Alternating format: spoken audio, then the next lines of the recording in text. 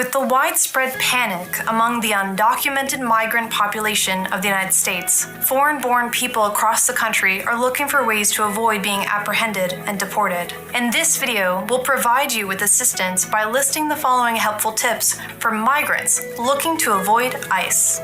Tip number 1. Go back to your own country. Simple, but effective. Tip number 2. Obey immigration laws. Studies show the best way to avoid being charged with a crime is to not do anything to break the law. Tip 3. Take off your sombrero. You'll be less identifiable and blend in with every other Juan, Ricardo, and Geraldo. Tip 4. Resist the urge to lead an armed gang to forcibly take over an apartment complex. It may be difficult, but your willpower will pay off. Number 5. Don't rape anyone. American society tends to view this behavior as no bueno. Number 6. Learn English. Making a convincing case to the governing authorities is much easier when you can actually speak a language they understand. Number 7. Try cutting back to less than 1 murder per week. ICE is targeting violent criminals first, so go easy on the murdering. Number 8. Get your MS-13 face tattoo removed. Laser removal may be pricey, but it will help you be less conspicuous. Number 9. Ask Selena Gomez to hide you in one of her mansions. She's got several of them, and based on her social media posts, she'd definitely do something to help. And finally, number 10, find the perfect hiding place, like Venezuela. ICE will never look for you there. Following these tips is a surefire way to evade capture and deportation.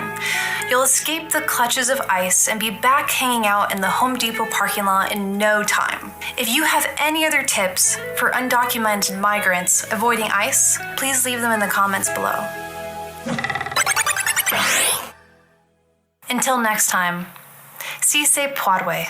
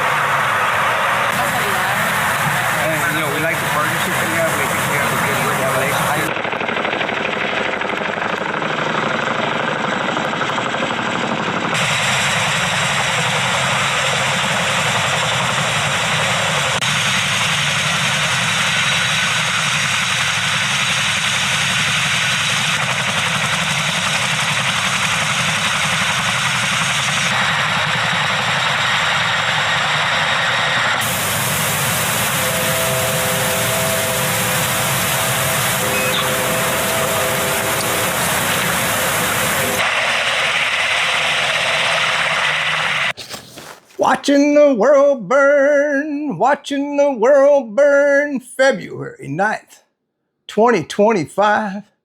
Let's get into it. Super Bowl Sunday.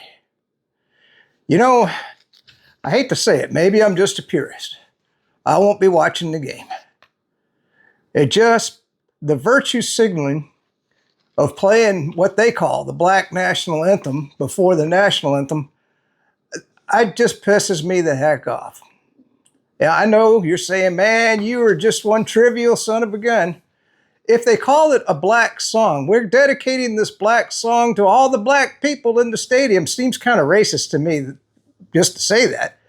But then, you know, I would say, well, we're playing this Asian song and we're dedicating this song to all the Asians in the stadium.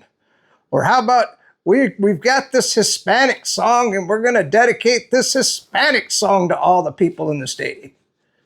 No, they're calling it the Black National Anthem. And I just, you know, if I was black or if there was a white national anthem, I would feel racist about that. to me, I'm thinking, why are they playing a national anthem just to the color of my skin?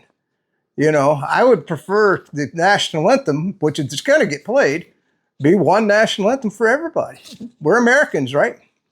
Just my slant on that. By the way, wasn't that video up front by the Babylon Bee great? So we're going to divide this video into 3 parts, and we're going to talk about immigration, or the border, excuse me, first, and that's why I played that video in the beginning, because we've kind of forgotten about the border. This whole USAID and Elon Musk, I mean, that's all you hear about now. And we're going to get into the USAID because there's been some more stuff that came out, and we're going to keep going with that theme. But let's do the another video. I don't know what state you live in. You know, luckily I live here in Florida. And if you didn't know, a lot of the Democrat states are saying that they're not going to cooperate with ICE, which makes ICE's job a hell of a lot more difficult. And in fact, some of them said they're going to try to thwart ICE. You know, I've even heard reports that people are trying to, you know, when they hear that ICE is in town, they're you know, putting out on the radio, oh, ICE, if you're in such and such area and you're an illegal alien, you know, go and hide. And so anyway, but I just wanted to point that out. But if ICE can get cooperation within your state, well, then a lot of those criminals, which is what they're rounding up first, which is good, are going to get deported first. Now, Tom Homan, he's complaining that they're not doing enough, you know, but it's a tough job. It's a dangerous job. And the fact, because the Democrats are holding up the nominations, well, and Mitch McConnell, of course, he's going to vote no. I mean, in my last video, I showed him, he actually fell down twice that day. I didn't find the other fall down. It was supposed to be much worse because they said he fell down some stairs. I just showed the one where he was trying to get up on the stage at the podium. Why the hell these geriatrics won't retire? It just doesn't make any sense. The power. I guess it's all about the power. You know what? You know, it's if you're into that, think of what a miserable life that is. I mean, to me, it would be. I don't know. Maybe I'm just wrong. I never been into power. So we're going to do a video here. This is, I'll just read it to you. Ron DeSantis just announced that Florida law enforcement will now be deputized as immigration agents. This program allows ICE enforcement and removal operations to partner with state and local enforcement agencies to identify and remove already incarcerated criminal aliens who are eligible for removal before they are released into our community. So that, you know, that's another thing that Tom Harmon was pointing out in the Democrat areas, is that if they could just pick them up in jail, it'd be a lot easier, right? Because they're not armed or anything. But no, what the Democrats do is if they hear ICE is coming, they release them out into the community, and then they got to track them down. And then they're upset because a lot of times they're with illegal aliens that haven't committed a crime. And he says, well, you know, if we're there and you're there, we're not going to repeat the job twice. We're going to deport all of you. And so, you know, so some people are getting wrapped up if you're only for deporting the criminals. So the Democrats are, you know, they don't care. They don't care. We're going to get into that theme here in a minute. But let's watch this video of Ron DeSantis. I know it's kind of long. It's about 4 minutes. You can always fast forward through it if you don't want to hear it. But I wanted you to hear all the things that he's doing. And this is what other states need to do. And that's why I wanted to play the whole video. So today, we're proud to be one of the first states in the nation to be requested to enter into an agreement with the U.S. Department of Homeland Security to execute functions of immigration enforcement within our state. And because of this, I've directed Dave Kerner, the Florida Highway Patrol, to enter into and fulfill this agreement, and have our state troopers trained and approved by ICE to perform these immigration enforcement duties. Thanks to President Trump's strong leadership, through today's agreement, our state law enforcement officers will finally be able to cooperate with the U.S. Homeland Security Authority via ICE's 287G program. This program authorizes ICE to delegate to state and local enforcement officers the authority to perform specified immigration officer functions under the agency's direction and oversight. It also allows ICE enforcement and removal operations to partner with state and local enforcement agencies to identify and remove already incarcerated criminal aliens who are eligible for removal before they are released into our community. This agreement will give FHP expanded power and authority to interrogate any suspected alien or person believed to be an alien as to their right to be into the United States. And if they are found to be in violation of proper immigration status, they will be further detained and processed for state or federal offenses. This means that FHP state law enforcement officers will be empowered to arrest and detain aliens attempting to unlawfully enter the United States, such as through ports of entry or via waters off Florida's coastline, which is, of course, where we see a lot of the direct involvement with illegals. They can also deliver detained illegal immigrants without any unnecessary delays for examination by immigration enforcement authorities for further screening. They can also enforce felony arrests, which are cognizable under any federal law regulating the admission, exclusion, expulsion, or removal of illegal aliens.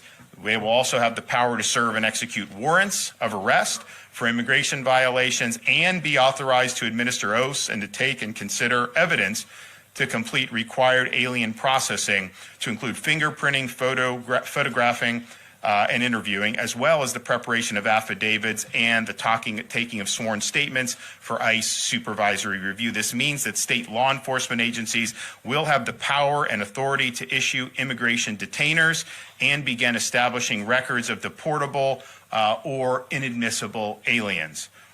This process of preparing charging documents ahead of time for the review of ICE officials will allow for speeding up the deportation process and the quicker removal of dangerous illegals already detained in police custody. And once charged, state authorities will also be empowered to maintain custody of aliens arrested pursuant to immigration laws and transport such aliens to ICE-approved detention facilities instead of being forced to release them back into our communities. All right. So that was Ron DeSantis on that. So now we're just going to get into some quick general news because hitting on the latest. This is Laura Loomer. It says President Trump just revoked the security clearances of the following Democrat lawfare agents. And can you imagine why in the hell do these people, if they have federal clearances, why in the hell do they? What the hell does a state attorney general need? I'll just read you the names, and you can tell me: Alvin Bragg, Letitia James, Anthony Blinken, Jake Sullivan, Lisa Monaco, Andrew Weissman, Mark Zaid, and Norm Eisen. Now, a few of those names, obviously, we know. We know Blinken, Bragg, Letitia. I mean, if you follow the news at all, those are common names. And by the way, a lot of Democrats. Well, we're going to watch some videos here later on in this video, where actually I don't know if I captured it on the video because I didn't want to do too much. But there was a woman interviewing with Benny Johnson, and we're going to get into that. But one of the things she pointed out was that most Democrats didn't know that Joe Biden, which amazed me, was completely mentally not there. and she said a doctor even had diagnosed him with Parkinson's disease, a friend of hers at a dinner party. We'll get into her story when we get there. But she said, it came as quite a shock to her. We'll get that whole story when we get there in the video. It just says, so these names, they are now forbidden from walking inside any federal building since they illegally weaponized lawfare to carry out election interference.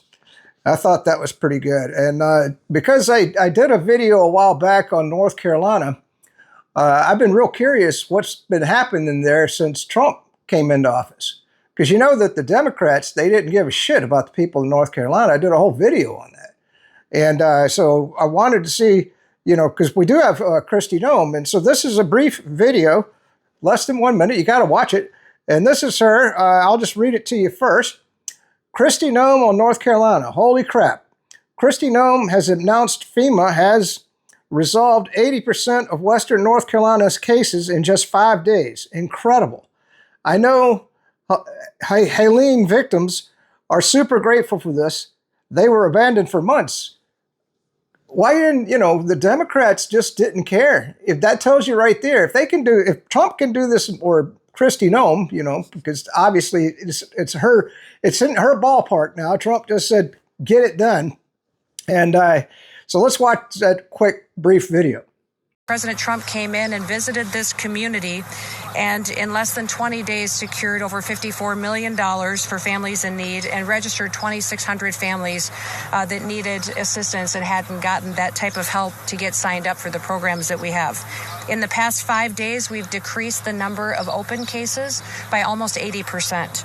President Trump is ensuring that communities aren't forgotten, and he launched the first major initiative to connect farmers with recovery assistance as well. Today, I had the chance to spend some time with Mark, who's a micro farmer in this area, and to talk about some of the FEMA programs that he's been able to utilize that have been incredibly helpful. All right, so that was just the latest on North Carolina. And so now we're going to get into the next theme of the video.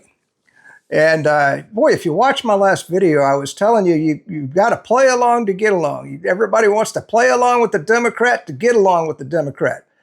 And so I decided, I said, you know what, I need to follow up on that.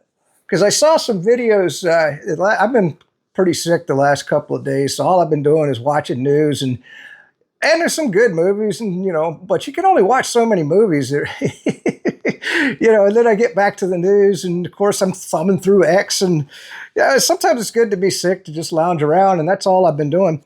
But anyway, so I ran across all this stuff, and I thought, you know what? I'm going to make a whole, this video, the second half of this video is going to be about Democrats.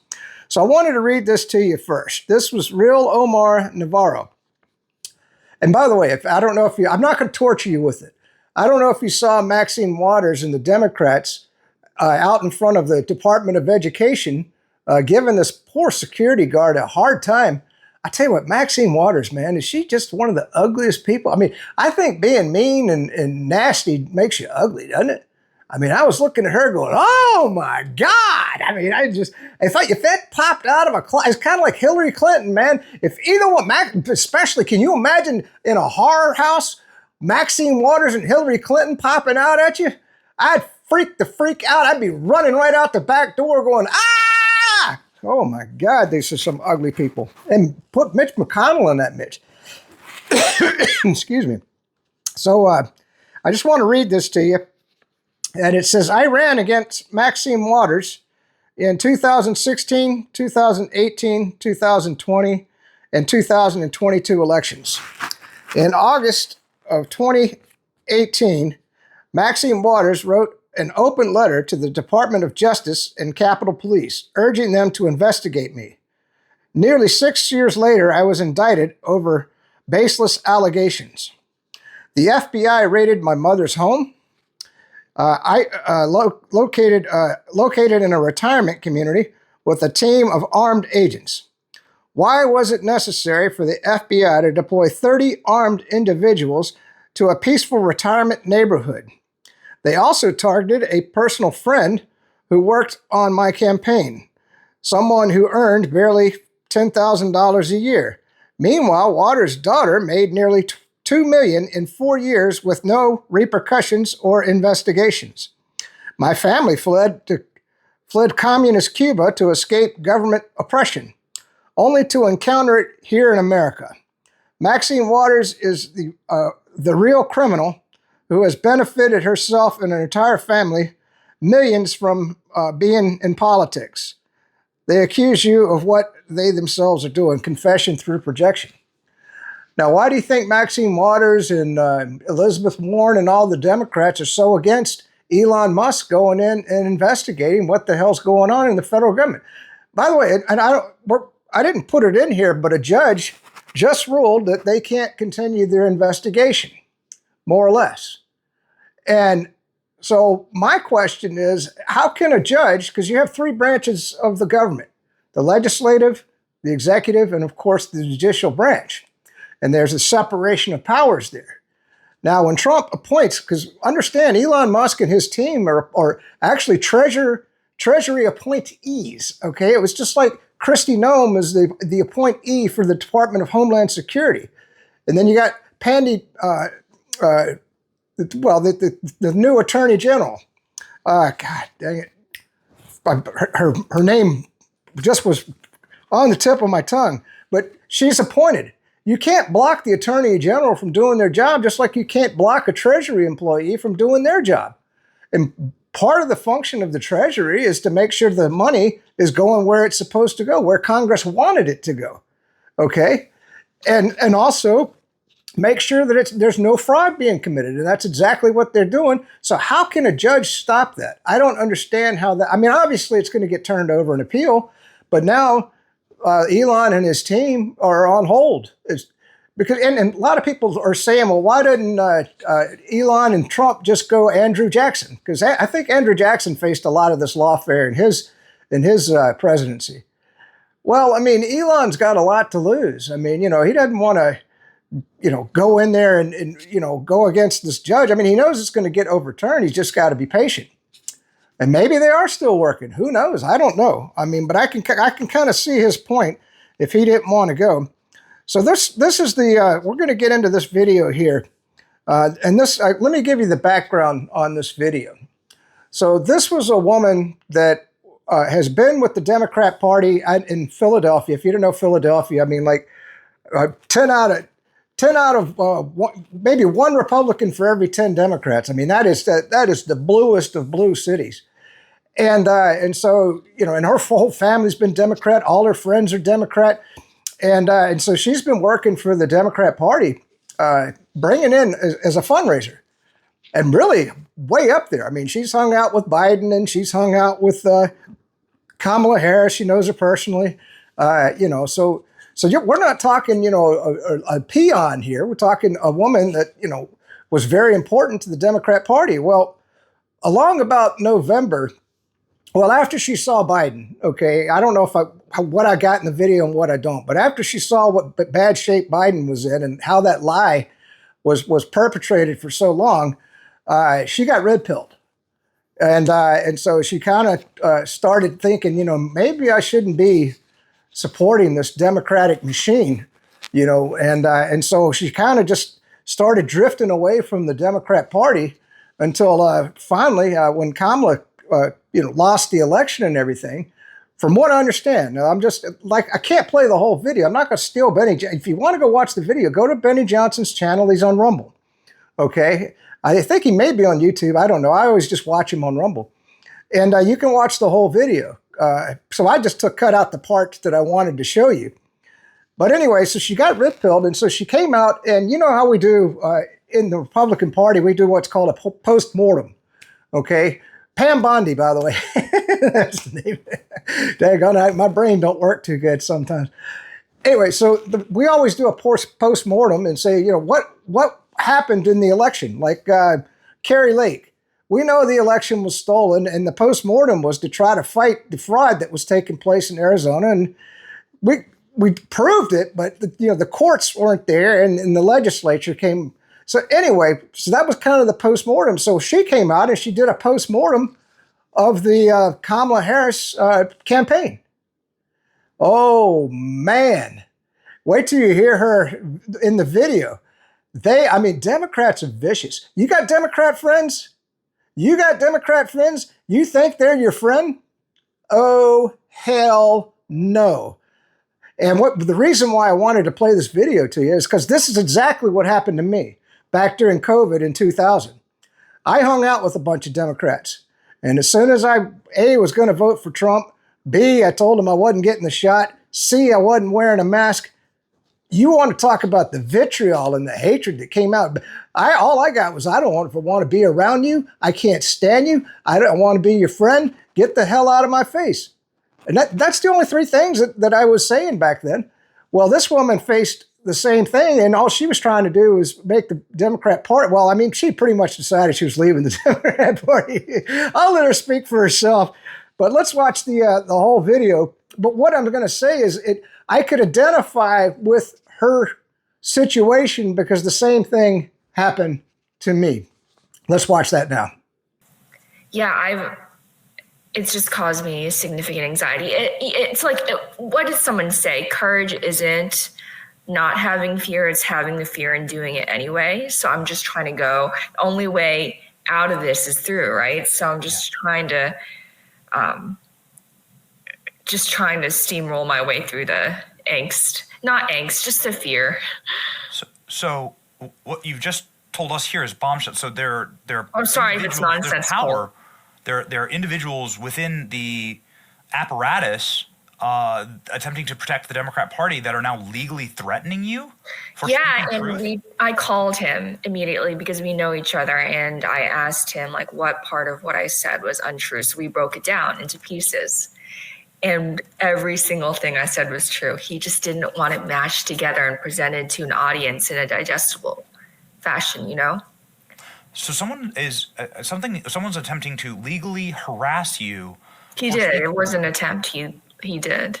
So now the party is legally harassing you, or individuals that are protecting of the party, legally harassing you for just saying true things about the 2024 election.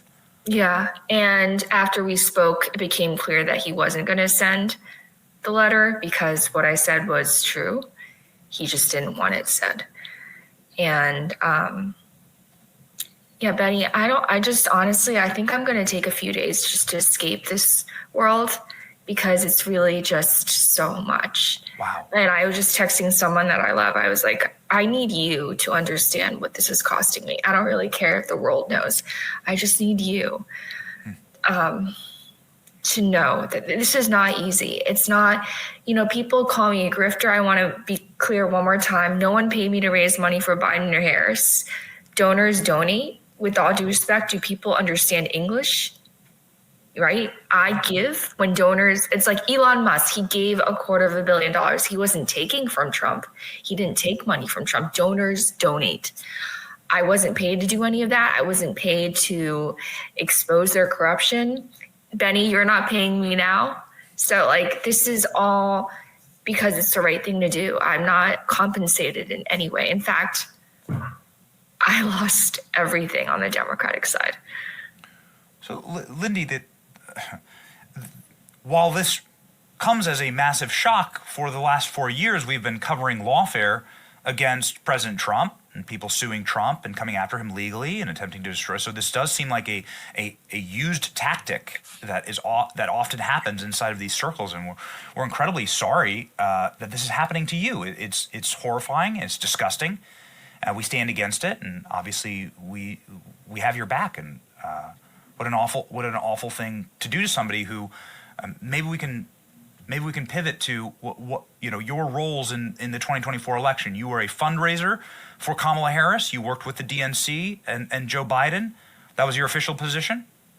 Yeah, I served in a number of positions at the DNC actually over the years. This has been a decade-long experience. And I just want to, you got to take responsibility. I should have known sooner. I just didn't see it. I just did not see it. I grew up in a democratic world and very liberal. Can you see that I live in Philadelphia?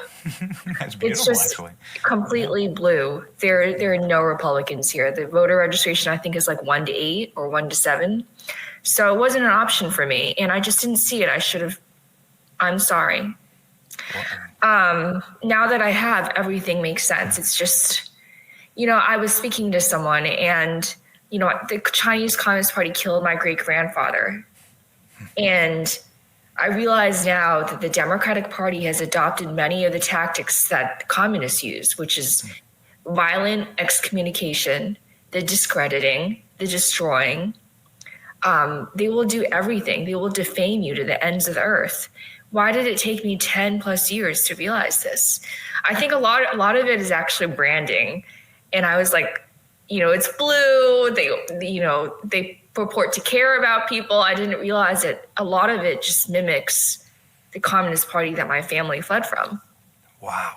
And now that's happening in short order to you. They're now using those tactics against you for simply speaking the truth. I want to get into that, but I just still can't really fathom. All you're doing is saying true things about what happened in 2024, and they're threatening you and trying to silence you and excommunicate you.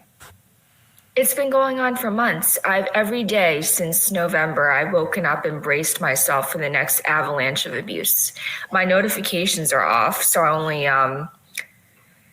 it's just really hard. I try not to read anything, any comments. It's hard, and I've lost all my friends.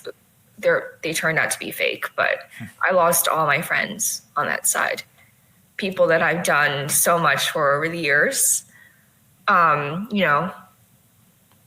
People text and call me and shame me, like people that I thought were friends. Like, how could you? It's the right thing to do.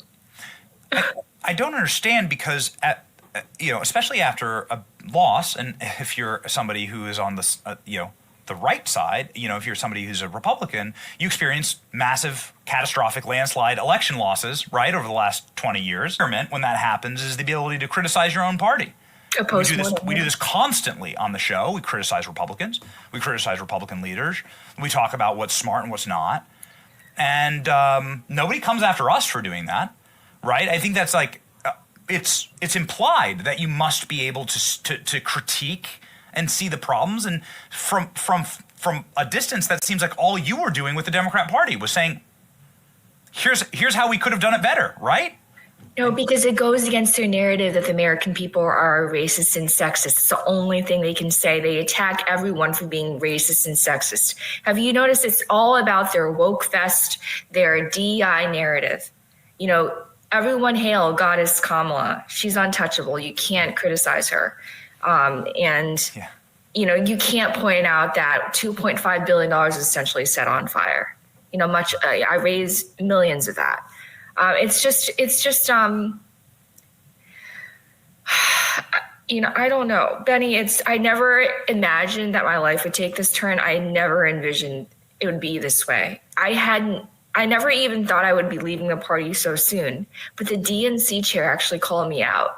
He attacked me personally.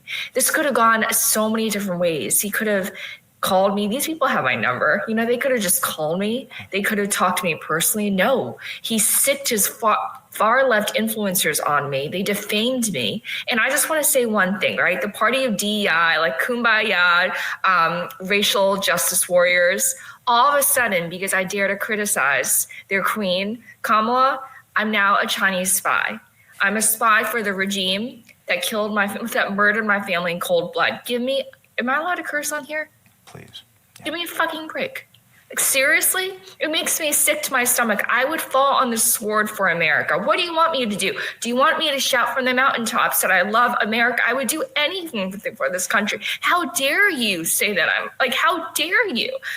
It's just, I'm shaking. I'm just so upset by that. And so they were the racists all along. And what's worse? Sure, let's be honest, there are bigots on both sides of the aisle, but at least with Republicans, they're very forthright with you.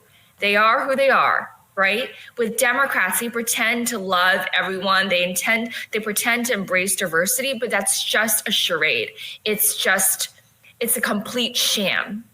The racism is simmering and boiling underneath, and all they need is some excuse. And I gave them that excuse. And now that's why they're calling for me, an American through and through. My blood bleeds red, white, and blue. They're calling for me to be deported, what, to Philadelphia? Where? Okay, so then I'm looking around, and here's another, a Democrat that converted, got red-pilled. And I don't know if you're familiar with the name. It's Brandon Straka. And he started the walkaway movement back in 2018 because he was walking away from the Democrat Party. And he was very successful. He got about 500,000. He had a Facebook page and everything. He had like 500,000 people that were following. Now that doesn't mean they all walked away from the Democrat Party, but you'd think if they're in that group, more than likely they're either thinking about it or they already had.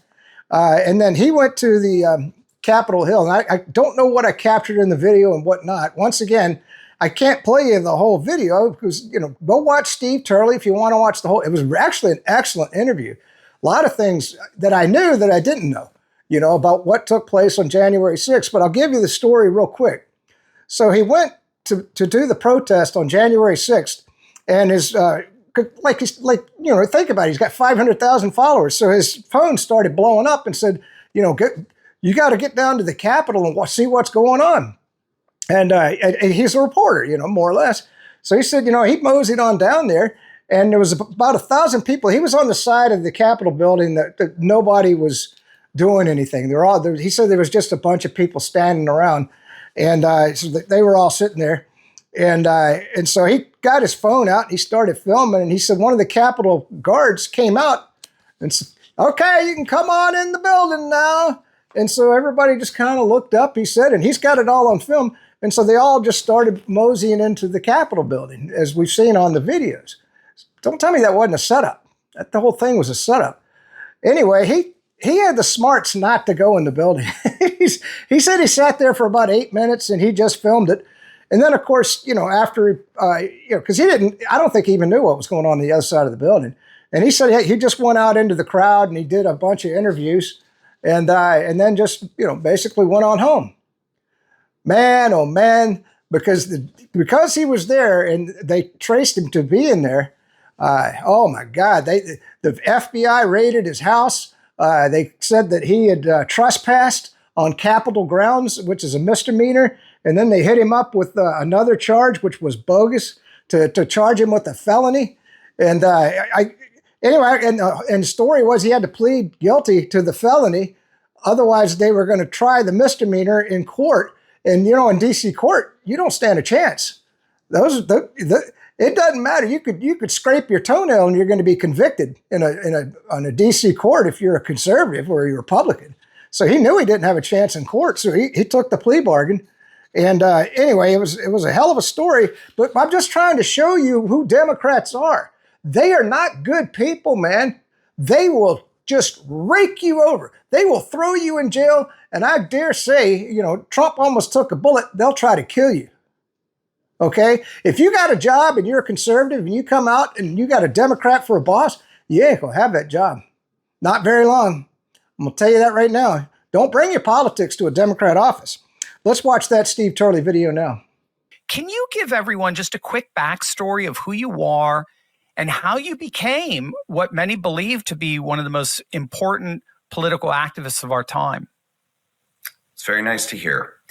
So I started Walkway in 2018. So previous to 2018, I was a pretty apolitical guy. I mean, really the only interest I had in politics was LGBT rights issues, gay rights issues. I'm a gay man who was a lifelong Democrat, two-time Obama voter, straight ticket Democrat Party voter, and I voted for Hillary Clinton in 2016. And it really never occurred to me to question the media that I had been trusting my whole life. And, that was CNN, MSNBC, the New York Times, et cetera. And they told me that Hillary Clinton was going to win in a landslide, that Donald Trump was, the most bigoted, evil person who had ever run for president, and that he was going to lose in like the greatest political disaster that we've ever seen. And obviously that's not how 2016 turned out. So when he won the election, I, like just about everybody on the left, went into a complete emotional, psychological tailspin because I was scared, I was angry, I was confused, and I felt betrayed, and I felt I couldn't understand what all of this meant. I mean, first of all, I didn't understand how he could win, but second of all, I didn't understand how the media that I trusted could possibly get this so wrong. And so I went on a journey at the time to try to understand, why would anyone vote for him? And why did all of these media outlets that I had been trusting not see what was coming? And there was this very pivotal moment in that journey that I was taking to understand it, where I went on social media and I posted that I would never be able to understand how anyone could possibly vote for a man who was capable of mocking a reporter's disability in front of a cheering crowd. And that's when somebody reached out to me privately and sent me a link to a video that was called Debunking the Trump Mocked the Disabled Reporter, which showed very clearly and compellingly that this was like a voice and a bit and a gesture that Donald Trump has done his whole life when he was imitating anybody who was flailing because they were caught in a lie. He was not making fun of that reporter's disability. And suddenly I started to see very clearly that the media that I had been trusting was capable of manipulating moments, taking something out of context, spinning something, creating a soundbite, and creating their own narrative behind it. And I had never seen it before. And at that moment, I saw it. And once you see it, you can't unsee it. You can't unsee it. Yeah.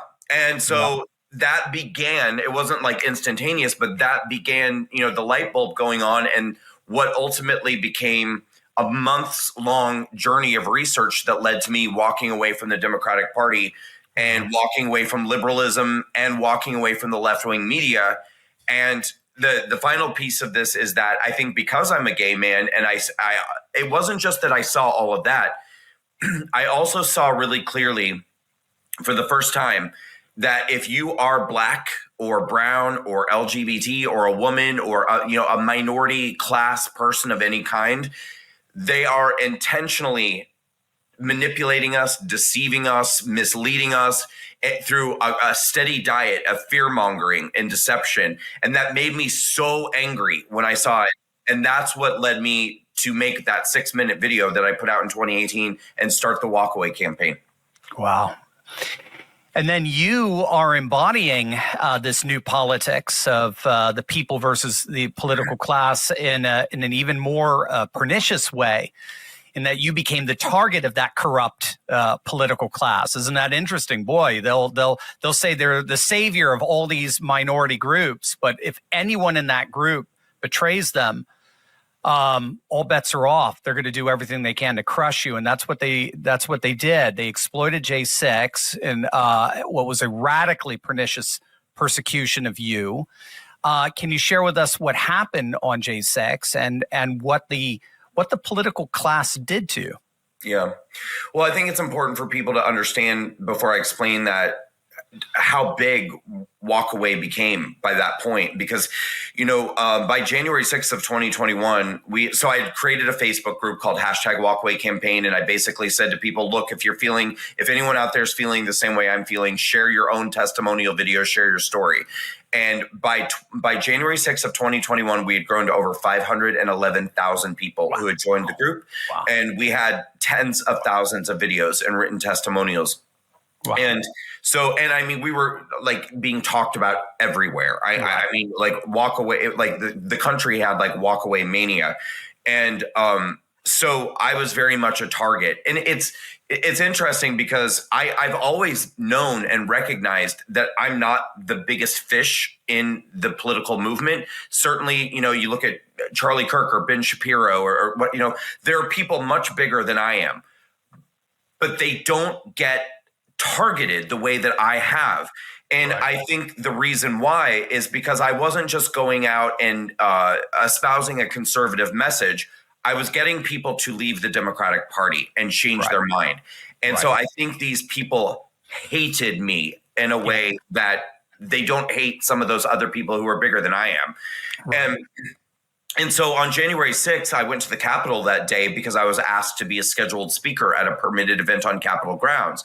And when I started to arrive to do my speaking engagement, I began getting text messages from people who are watching around the country on television saying, hey, we're hearing something's happening at the Capitol. Like people are going inside the building. The news is saying that there's some disruption, something's going on. And since I don't believe the news or trust anything that they say, I thought to myself, well, I'm right here. I might as well walk up there and see if what I'm hearing is true. So I started shooting a video because my intention was, if something is happening, I want to capture it for myself. And then I have a very large following on social media. If the media's basically saying, that there's like this riot happening or whatever it is that they want to call it, I'll see what the truth of the matter is, and then I'll post it on social media. So I started shooting a video, and I walked up to the building. I was on the east side of the building. which is the opposite side of where the riot had occurred on the west side of the building. On the side of the building I was on, people were very calm. Nobody was rioting. Nobody was breaking anything. Nobody was fighting. In fact, there were no police officers on the east side of the building when I was there. Only one that later appeared in my video, which we'll get into in a minute. But I walked up to there were no closed barricades. There was no, I didn't have to illegally cross over a barricade. They were open.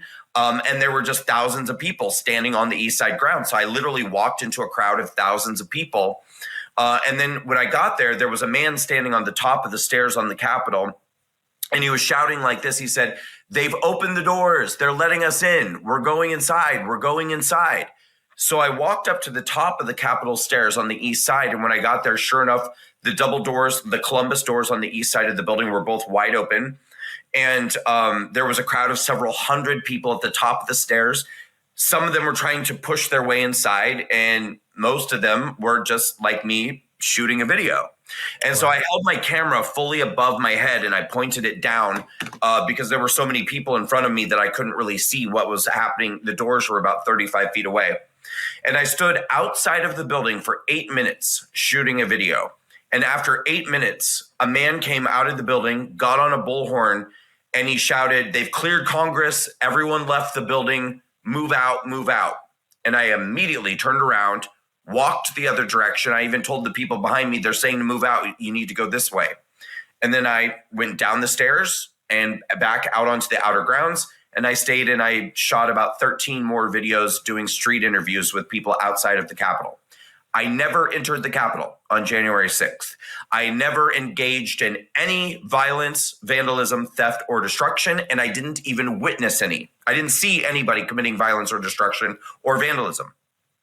I uploaded that video that I shot to Twitter, and 2.5 weeks later, a team of FBI agents in tactical gear stormed my apartment at dawn, raided my apartment, got me out of bed, put me in handcuffs, told me I was facing multiple felony charges for what I had done on January 6th, began stripping my apartment of my computers, my hard drives, my thumb drives, my camera equipment, clothing, etc., put me in handcuffs and took me to jail. And I sat in jail for 2.5 days in 24-hour lockdown before I was released. And then that's when I began to learn what I was being accused of. All right, so that was that video. So now we get into, we're going to get into the USAID and stuff. So I think, and by the way, some of this is going to be redundant because, I'm sitting there capturing X post after X post, and I'm going, okay, do I have that in this post? And I said, you know what? It won't hurt you to hear some of this information twice.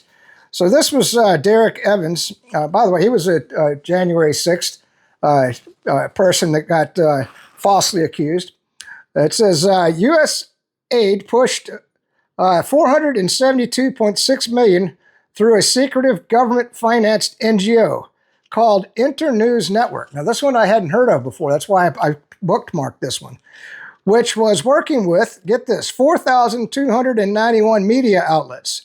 In 2023, they produced 4,799 hours of broadcast, reaching up to 778 million people and training over 9,000 journalists.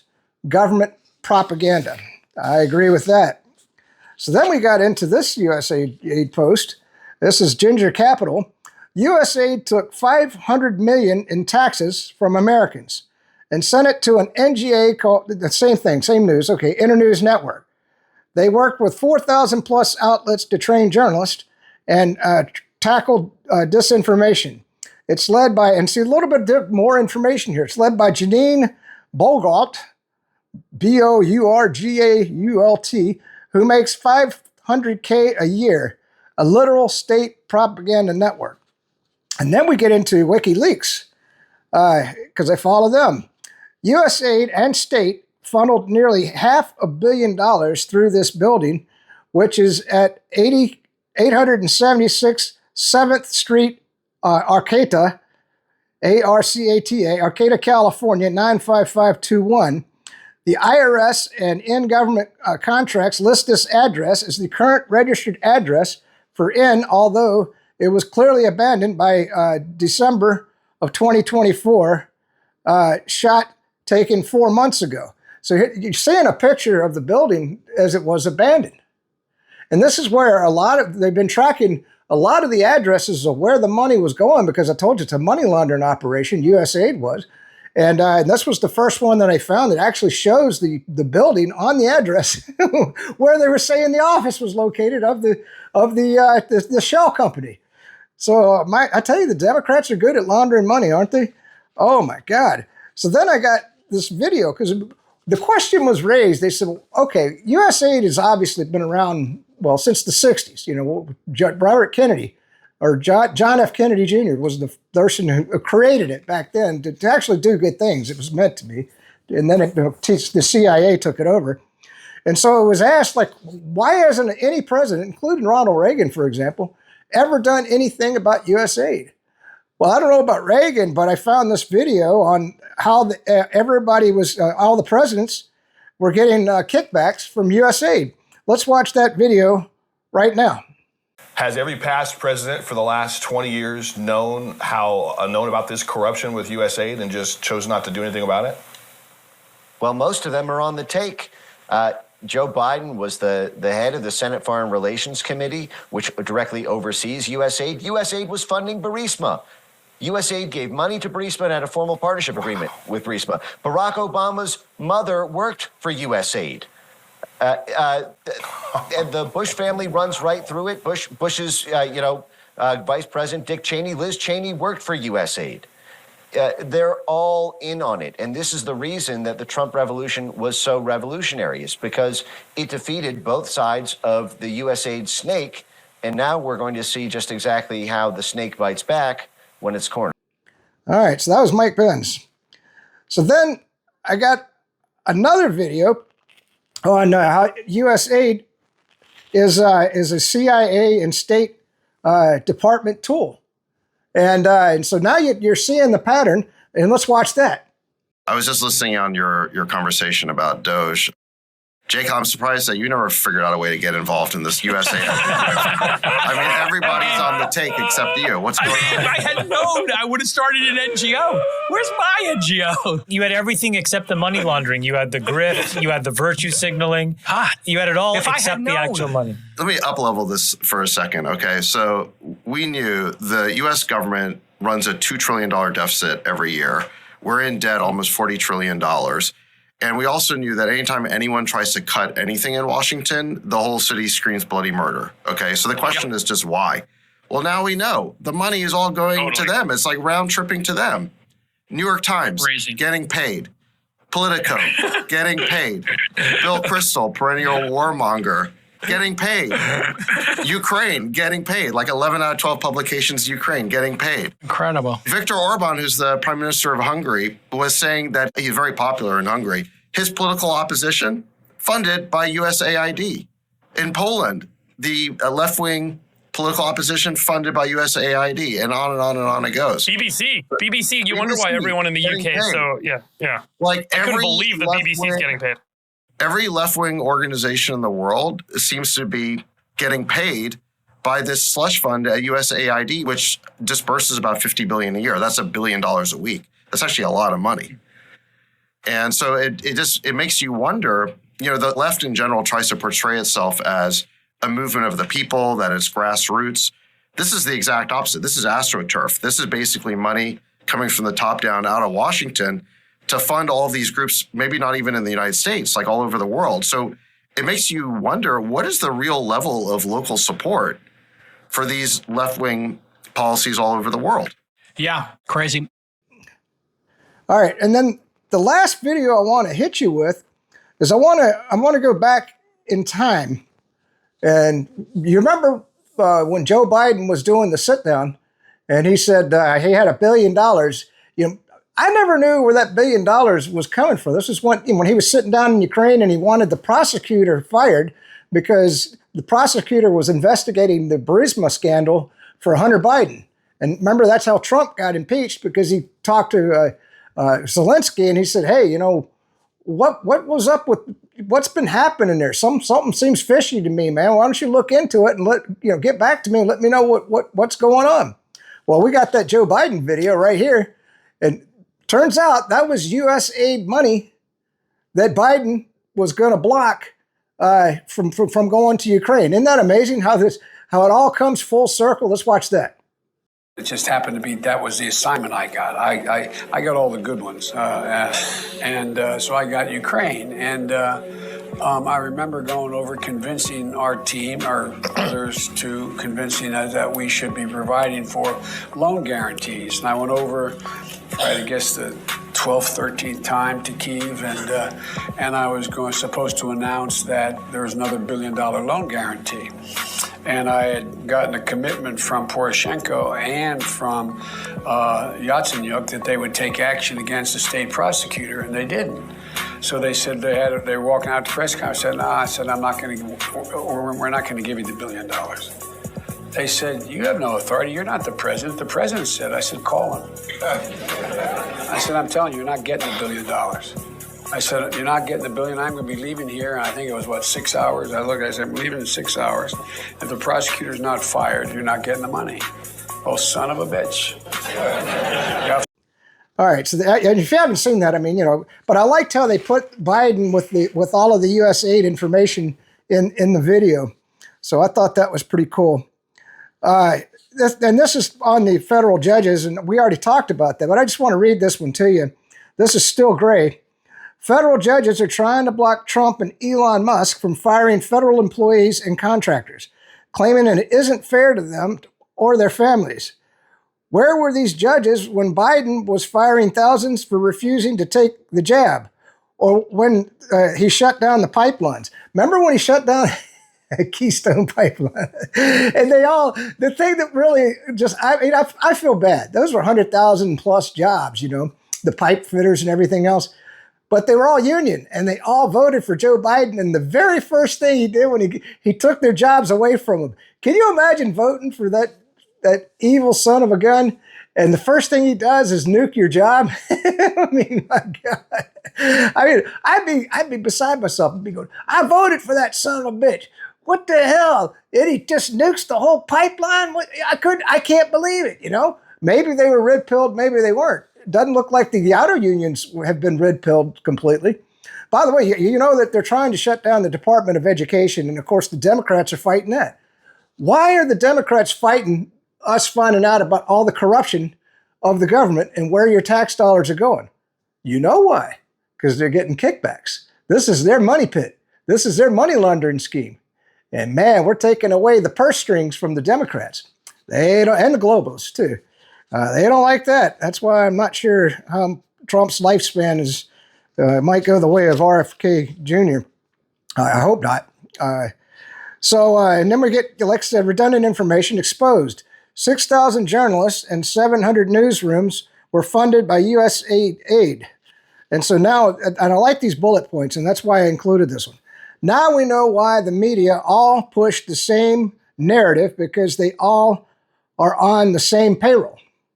And I don't know, we're going to do the montage here in a minute. You ever seen those where everybody says, he's a danger to democracy. He's a danger to democracy. He's a danger to democracy. They're all given the same talking points. And that's why when you tune into ABC, CBS, NBC, MSDNC, BBC, you always hear the same thing. And you're going like, how can they all be saying the same thing? Even the local channels, local Fox News stations, local NBC, local CBS. Anyway, we're going to watch that montage and you'll see exactly what I'm talking about. 6,000 journalists and 700 newsrooms received, and we talked about that. This is not journalism, it's government-funded propaganda. Every fact check, every opinion, every mainstream media hit piece was brought and paid for. No wonder they're panicking and are being shut down, and the truth is breaking through. And let's watch that montage of all the journalists saying the same thing. Don't believe me, believe your lying eyes. Hi, I'm Fox San Antonio's Jessica Headley. And I'm Ryan Wolf. Our greatest responsibility is to serve our Treasure Valley communities, the El Paso, Las Cruces communities, Eastern Iowa communities, Mid-Michigan communities.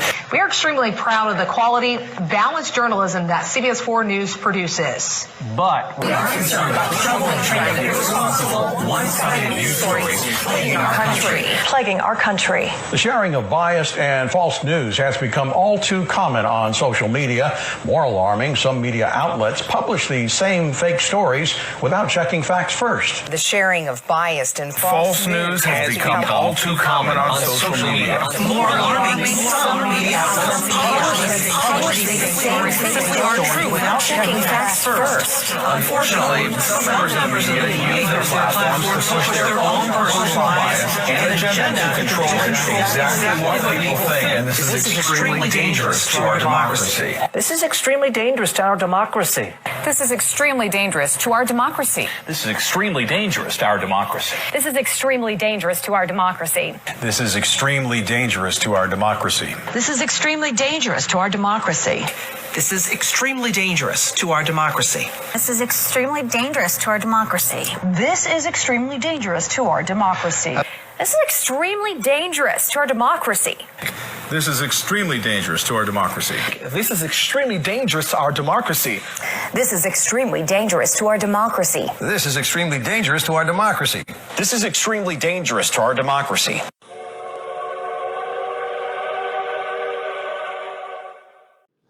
Okay, so that was your lying eyes on that. So then I found, and this, once again, more redundancy, but I want, got to keep drilling this home. So this was Ron Paul, and he had a video, and I'm just going to let the video speak for itself. And I just thought it's just a brief video. I think it's only maybe like 2 minutes or something. Let's watch Ron Paul. Headline on Breitbart is Trump freezes millions in USAID funds for foreign media. Foreign media, wow. Triggering globalist outrage. I did see a few liberals and Democrats. They're a little bit scared. Yeah. They're annoyed and mean and nasty too. And we talked about it a little bit yesterday on the show. We talked about the fact that Politico was getting paid by USAID and the New York Times were getting paid by USAID. But it's like you scratch the surface and then there's this massive iceberg underneath it. We've only looked at the top of it. So the idea that the U.S. government is funding the foreign media, I mean, it really is, you talk about manufacturing consent. This is what the U.S. government does. It manufactures consent. It pays all the foreign media to say what it wants it to say, and then it tells Americans, look, the BBC's saying it, the Times is saying it, whatever.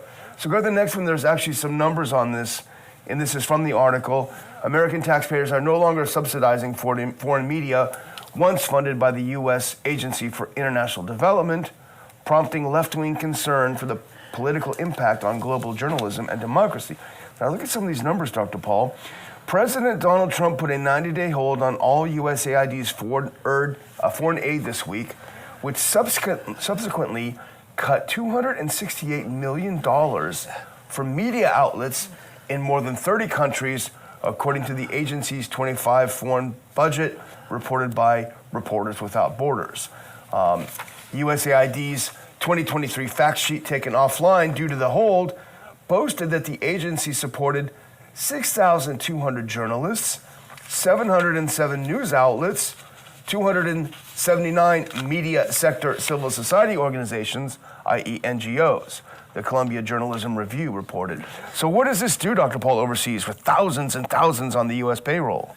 It's similar to the nonsense that was finally exposed was the social media and the government getting together and they cancel people that didn't agree with the COVID. Yeah, COVID, yeah. So this is another coalition put together, and that is business people and government and using these funds to, once again, though, this is similar to COVID, is to affect opinions, and get people upset and get the support they need. And so the neatest thing is happening, and it has to continue, is the exposure Well, when we've been talking since 2014, really, about the coup, the Maidan coup in Ukraine, and whenever we point out the involvement of the U.S. government in it, they say, oh, you're just using Russian talking points.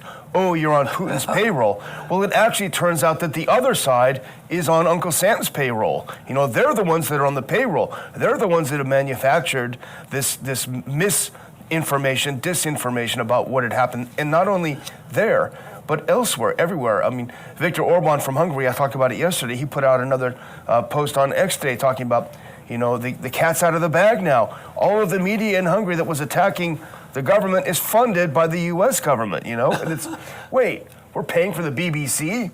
And the question is how much? Go to the next clip. How much are we paying for the BBC? Well, that blue mark you see up there is USAID. The United States government is the second largest funder, after the UK government, the second largest funder of the BBC. This is incredible. We literally are the second largest donor to the BBC. No wonder they toe the line that Washington wants them to toe. All right, so that was Ron Paul. All right, so then we got, this is Amuse. Oh, yeah. Anyway, this was where that video was meant to be. Sorry. Well, you've already seen the video, but I will read to you what he had to say. Biden threatened to withhold $1 billion in USAID loan guaranteed unless Ukraine fired the prosecutor investigating his son's company. And you know the rest. And Victoria Nuland, I wanted to read this. Victoria Nuland funded the Ukraine coup with USAID money. If you didn't know, the Maidan coup that took place in 2014 was funded by USAID. Man, imagine that. USAID is at the heart of the war between Ukraine and Russia and the Trump impeachment. By the way, we're finding out if they funded the Trump impeachment. There was a false report that was given to Vindman. Remember when Trump released the actual phone call in dispute because the report that was given to Vindman was whipped up by USAID, okay, paid for by them, and it was a summary of what they'd heard. The call, it was in the call, and it was a lying summary. And anyway, so the rest was history if you followed that back then at all. So now I wanted to give you, we're going to finish off right here. And because this is the Russian perspective on USAID. And you're like, well, I don't give a shit what Russia thinks of USAID. Well, this is going to, you might give a shit what all the countries of the world are talking about USAID and what's come out. And so I just wanted to read this to you. This is Jeremy. He's a Russian reporter on X. And these are his words. The CIA offered all its employees the opportunity to resign by February 6th and receive compensation for 8 months. So if you didn't know, Trump's put out an offer, which has been blocked now by a judge, to all federal employees who didn't want to return to work or just didn't want to be a part of the Trump administration were given a buyout. They get 8 months of pay. They can leave anytime. They got to leave before the deadline, and the deadline I think might be this Monday, and so like 40,000 of them, 45 was the latest number. It kept going up. It was 20, then 40, and it was 45,000. It said, okay, we'll take the offer, man. Think about it. And a lot of them, they're just retiring early. They're still going to get their retirement in addition to 8 months' pay. So, your retirement check's not going to be, well, I don't know, in the federal government, it might be. Usually a retirement check is not all that great compared to what your salary was. So I don't know, but they were going to take him up on it, but that's been blocked for now. Let's see what happens with that. So let's read what Russia has to say about USAID. USAID has become a real criminal network. Those responsible must be punished. Volodin, the Speaker of the State Duma of the Russian Federation, listed the crimes against humanity that the U.S. Agency for International Development, that's another name for USAID, okay, is responsible for, and then it goes into the list. Funding for research in the field of biological weapons. We talked about the fact that the United States and Biden personally, together with his son, are behind the creation and distribution of weapons of mass destruction in the world 3 years ago. If you didn't know, the USAID money actually funded the Wuhan lab in China. And probably the 46 labs that were in Ukraine. Okay, we had 46 bioweapons labs in Ukraine. Think about that. Suppose that Russia had 46 bioweapons labs in Mexico. What do you think we would do about that? All right, so anyway, participation and organization of coups, DESANT, Ukraine, Georgia, Moldova, Armenia, Kazakhstan, Cuba, Nicaragua, Venezuela, and this is far from the complete list of countries that have suffered from USAID assistance in protecting or promoting democracy. So they, like I said, CIA, State Department, USAID, now they were all one big unit working together to overthrow governments all over the world, and they've been doing it since the 60s. So now we keep going. Funding terrorist organizations. Hundreds of thousands of dollars were transferred by USAID to organizations linked to militants, including Al-Qaeda, which is banned from the United States and Russia. So, not much more. I'm not torturing you much more. All right, so then we get facilitating the spread of drugs around the world. USAID spent hundreds of millions of dollars on equipment and fertilizers used to grow poppies and produce heroin. That was in Afghanistan for the most part, but I imagine probably in other places in the world. And then propaganda of the topic transgender, transition, abortion, racial gender agenda, in a word, dehumanization. All right, we're going to finish off with the video right here. Once again, I got to finish off on the Democrat theme. This has a lot of F-bombs in it. So if you don't want to be cussed at, you don't have to watch this video. But I thought this young woman, younger than me anyway, I made her excellent video. She makes a lot of good points in this video. And I thought, man, you know, I'm sorry she said the F word so many times, but if you want to learn a little bit, let's finish off with that. Peace out. Stay free. You can take this quote however the fuck you want. When the government fears the people, there is liberty. When the people fear the government, there is tyranny. I don't know who said it. Historians don't seem to know who said it. Some people say that it's attributed to Thomas Jefferson. But the message rings fucking true. This country was founded by people who fought an entire fucking revolution against the most powerful military force on the face of the planet. And as a result, they installed a constitutional republic. I'm not a historian, I'm just an autodidact. I just love American history. It's my favorite fucking thing in the goddamn world. So I'm gonna say this with my whole fucking chest. Back in the day, elected representatives were terrified of the people who elected them into office. Why? Because if they didn't do the will of the people who put them in the position they held, they were hung, tarred, and feathered. That's not hyperbole. That is a fact. That is a historical fucking fact. When the people in this country actually had power, the people enforced that power. Why?